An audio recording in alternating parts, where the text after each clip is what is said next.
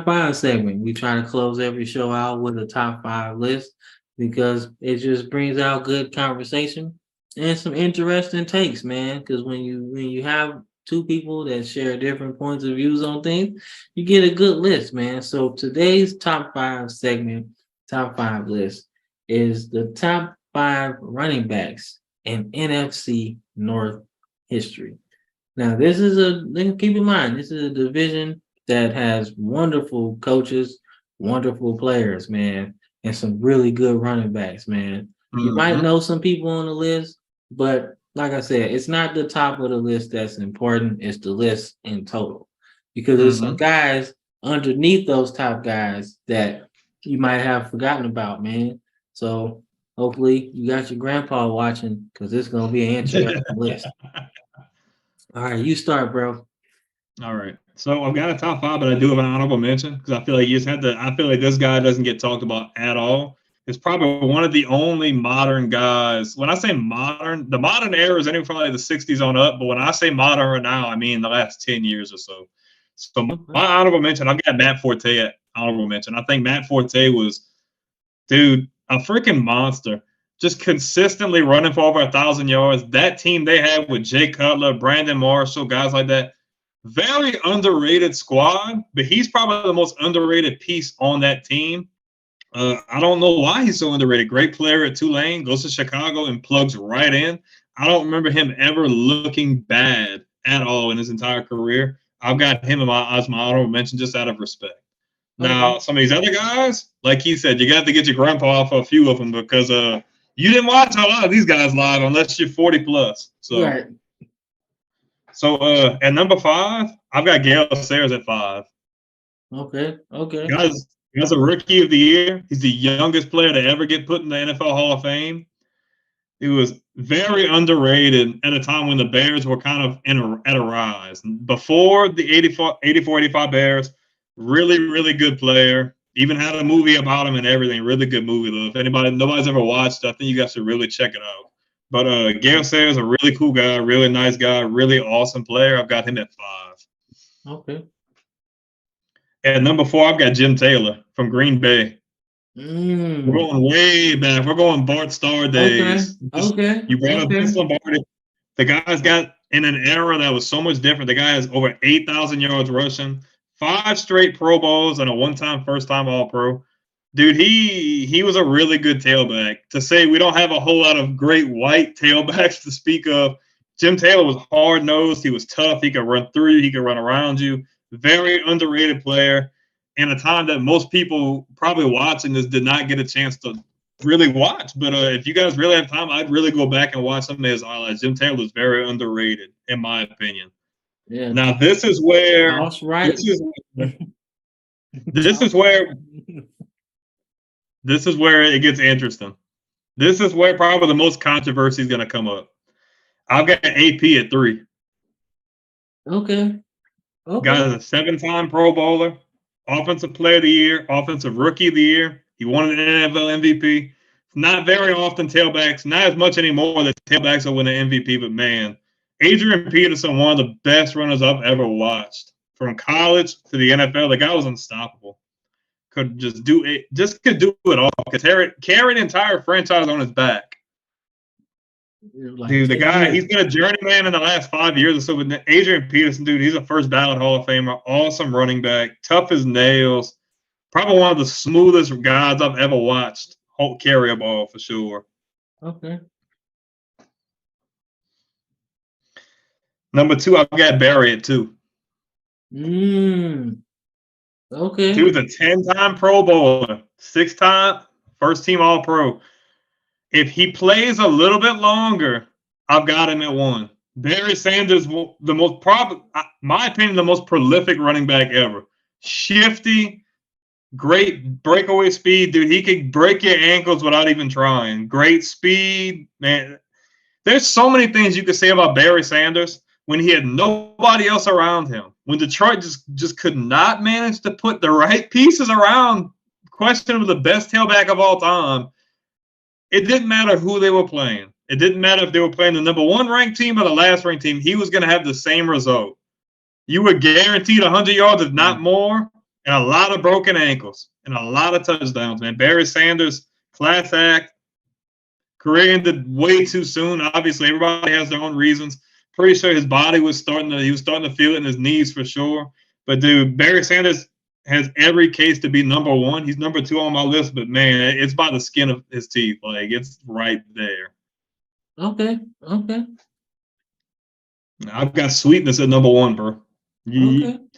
you gotta put Sweetness. But I think the only thing that puts me over with Sweetness is he got a Super Bowl ring. He's still a 9-time Pro Bowler, 5-time first team All Pro. Got to be on the greatest defensive team of all time with the 85 Bears Super Bowl shuffle. Walter Payton, there's a reason why they named an award after him. Walter Payton was a class act, great runner, rest in peace. Dude, he was awesome. He's a good dude, man. Smooth operator, man. He could do it all. He's a Just good dude, man. Came from a small very school good too. guy. A small Mm-hmm. school, balling like that. I mean, that's If not there's easy, anybody man. on this list, that y'all should go check out, it's definitely Walter Payton. He was way ahead of his time.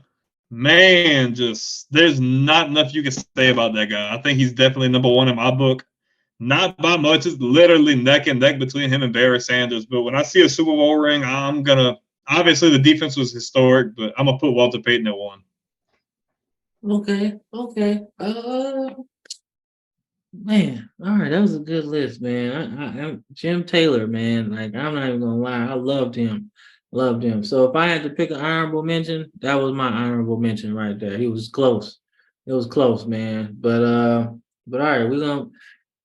Last episode I started 1 to 5, but this time we'll go back to the normal. We'll do it normal, 5 and 1. So obviously honorable mention is Jim Taylor, man.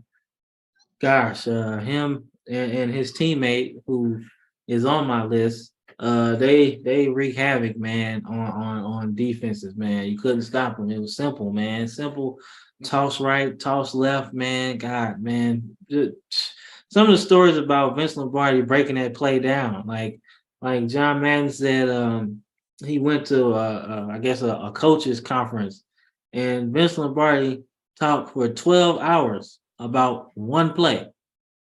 I was It's like, not a surprise. It's I'm not a like, surprise. I'm like, yo, so y'all just ran one play, bro, and that worked out. Oh man, like for 12 hours, dog. Like we're gonna talk about one play for 12 hours, dog. So, but hey, that's a story for me. I like hearing that. But they were a well-oiled machine, man. All those championships they won before the Super Bowl, and then the first 2 Super Bowls. But Jim Taylor was definitely a part of it, man. But number 5 on my list is Gale Sayers, man. Career cut short because of injury, but boy, he Mhm. came in with a splash, man. He was smooth, he was fast, man, and I believe he has a record for touchdowns in the game. I don't think anybody's broke it with 6. I think he So does still have it. yep, so he's got a bunch of rushing, kick return, and punt return that day. So yeah, yeah, definitely one of my favorite running backs in the NFC North, man. Exciting, fast player. Just sheer career just cut short because of injury, man. But if he had modern medicine back then, I think he would have played an extra 3 or 4 years. So, but Mhm. he made a mark, and he's a Hall of Famer, man. Can't be disputed at all, man. See, you went Jim Taylor. I'm going his teammate, Paul Hornung, at 4. Yeah. Paul Hornung, man, talk about a guy that transcends football, not just NFL, man. We're talking about a Heisman winner. For the ladies, a sex symbol. They loved him. Talk about the first overall pick in a draft. He was drafted to do exactly what he did, and he did his thing, man. We're talking about a guy that won MVP. We're talking about a guy that won some Pro Bowls, some All Pros, man, and a bunch of championships, man, including like the first or both Super Bowls. So, a guy that really did wonders, man. I don't think they win without him. You had to have him. You had to have that offensive line, and you had to have him and Jim Taylor, man. Probably one of the Mhm. best backfield tandems in NFL history. Ever. Still top 5. I don't care what you do, what you say. Dude, they Running were back, ahead of their freaking time. yeah, running back by committee started back then, man, and they did their thing. And Paul Hornung definitely was a part of it, man. So I can't. Now I'm here's curious what to we see get what three. into. I'm curious to see what your top 3 is now. So, like I said, we wanted to get our grandpa's people in there, right? But it's like I said, man, I love watching NFL films and those guys, man. They set the tone Respect for where what it's it was. due. Yeah, set the tone for what it was today, man. But I'm gonna go Walter Payton at 3, bro. Ooh, that's a hot take. Walter Payton at 3, That's a man. hot take. Oh man. And That's some only and stones, bro. only and only because I love Walter Payton. I think he's an awesome person and an awesome player. And I think he's the genesis, he's the second genesis of the running back. So if you're a running back and you're looking to achieve success in that position, you need to go back and watch one, Jim Brown, and two, Walter Payton. Those are the two running backs that you need to watch as terms of running backs is concerned. But the reason why he's number 3 on my list, man, is because the other two guys just gave me more in terms of what I like a running back, man. I love Walter Payton. He's a tough runner.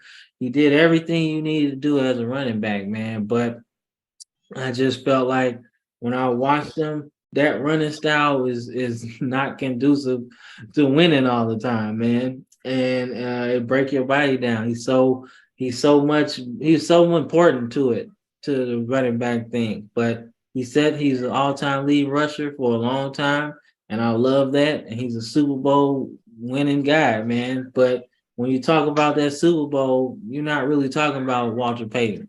You're talking about that defense. And Agreed. I love him, and he was a great person and a great man. I love his award, the Walter Payton Man of the Year. It speaks to what he was as a person. And this There's list, a reason why they gave that to him. right? If you're talking about like people, he's number 1 of NFL people, in my opinion. I don't think it goes further than him. But if we're talking, gonna keep the list going, man. So Adrian Peterson number 2 on my list, man. Adrian Peterson to me took what Walter Payton did and added to it. Like he added a whole host of different things. He's one of those few running backs that could juke you out your shoes and run you over. Those guys don't come around very often. And I think him coming back from an ACL injury and running for 2,000 yards is one Yeah, of those. that's Is a lot one of of people don't those talk about that. is one of those separating factors from him and Walter Payton, because he literally his career could have ended after that, but he took his career to a whole different level, and I think that was the separating factor for me and Walter Payton. That 2,000 yards. I don't think Walter That's when he Payton won that MVP. right. Walter Payton never got to 2,000, so I don't. That just screams awesome to me. Like to do that after a knee injury like that. That's why I put him number 2. And number 1's not surprising, Barry Sanders, bro. Barry Sanders to me was the apex of running backs, man. He was an apex predator for running backs. He was pound for pound the best running back because he wasn't the biggest and he wasn't the strongest, or he wasn't the fastest either. But he combined all 3 of those traits, man, to create somebody that was out here taking souls, man, taking souls, taking ankles, man. But the stuff he did, man, to single-handedly keep Detroit in the picture throughout With his career, nobody else. nobody else could do that. Like I love Walter Payton, I love Adrian Peterson, I love Gale Sayers and Paul Hornung, but he was doing things to really make his career. Like he carried Detroit to where they wanted to go, including the '98 NFC Championship game against Washington. He Mhm. carried them to that game, and like I said, man, you want to give it to a guy, but he got 2,000 yards and could easily have broken the all-time rushing record. But I think it had a lot to do with the fact that Detroit wasn't going nowhere, and I don't think he wanted to Mhm. go anywhere either. He gave his best. Yeah. It wasn't a good situation. It wasn't going in an upward direction. It's not like he was on a team that was on the rise. Detroit, I've never been able to understand how they were so content with that. Especially nowadays, dude, there's no even like let's say when the running backs were not by committee, like maybe like 10 years or so, dude, that would have never flew, dude. Even when Adrian Peterson was in Minnesota, they would have never let that happen. Nah, They was man. like, oh no, we're gonna capitalize on what we have. We're gonna at least try to put something together. And that carried over even after he left. They just complacent, just terrible management decisions, terrible player signings, and they finally think, Jesus, they figured it out. But man,